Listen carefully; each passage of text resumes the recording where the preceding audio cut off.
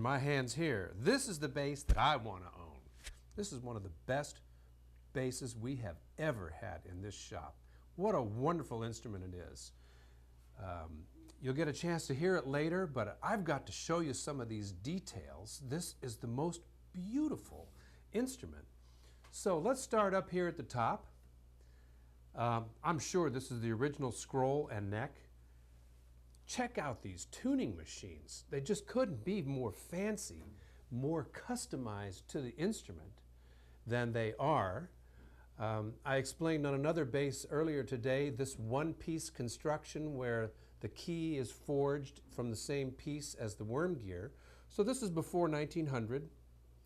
And not only are they fancy and engraved, but this brass plate here, all this is nickel plated. So this is top drawer stuff.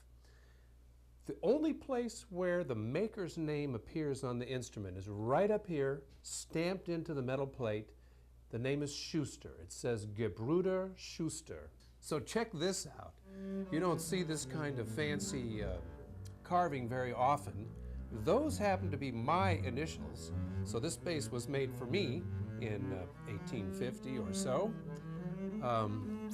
Beautiful woods. Everything is just taken from the top shelf. Look at the flame on the neck.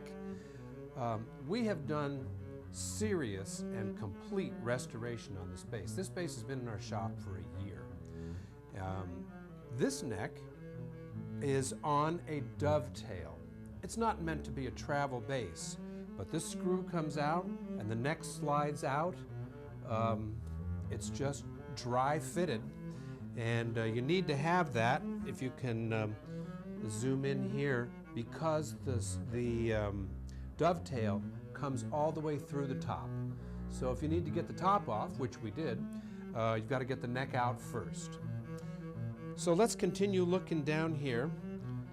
I hope you can see the detail on these linings and how they have been cut into a molding shape. So there are rounded steps on this. Just beautiful. Exceptional wood all the way around, so nice flame on the back.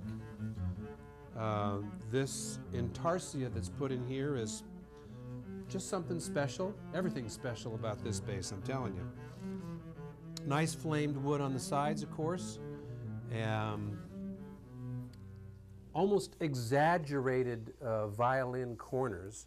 I love the way these feel. They're something that's nice to grab onto. And then as you work your way down, this is a wonderfully fine-grained piece of spruce, and has everything to do with the powerful and well-balanced tone that this bass has. So let me continue with the sort of better than average, fancier than average stuff on this bass. Check out this tailpiece, man. This is an old style tailpiece, the way it flares out at the top, and then it's got these flutes carved into it, so spectacular. And then down here at the bottom on the back side, you know, this decoration that's put on here,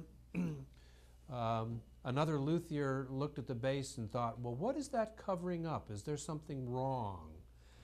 But we've been inside this bass through and through, and I can tell you there's nothing wrong inside.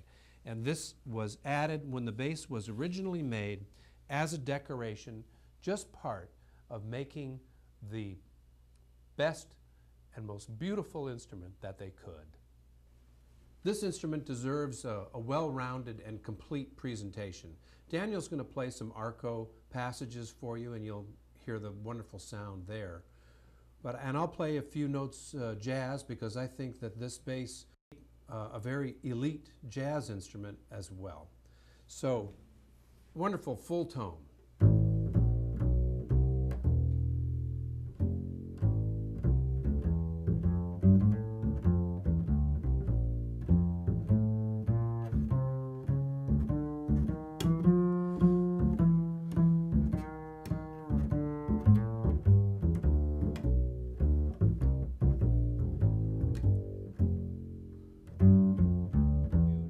feels like a big bass, and it sounds like a big bass.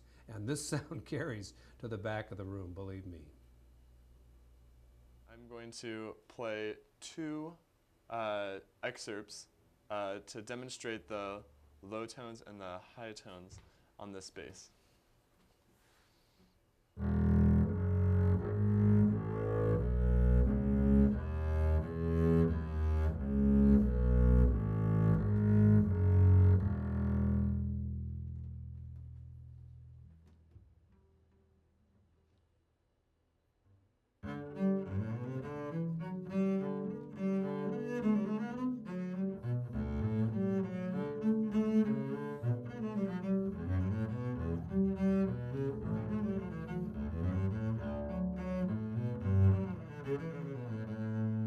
Now I'm going to demonstrate two spiccato excerpts. The first is going to be by Beethoven, which is more an aggressive spiccato, and the second will be in the style of Mozart, which is a lighter spiccato. We're going to see how the bass will respond to both of those.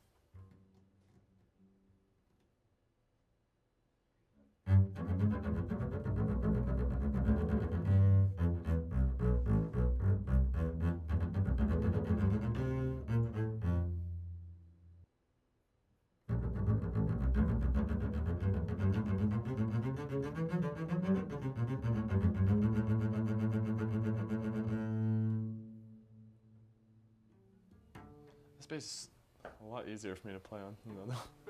I love it.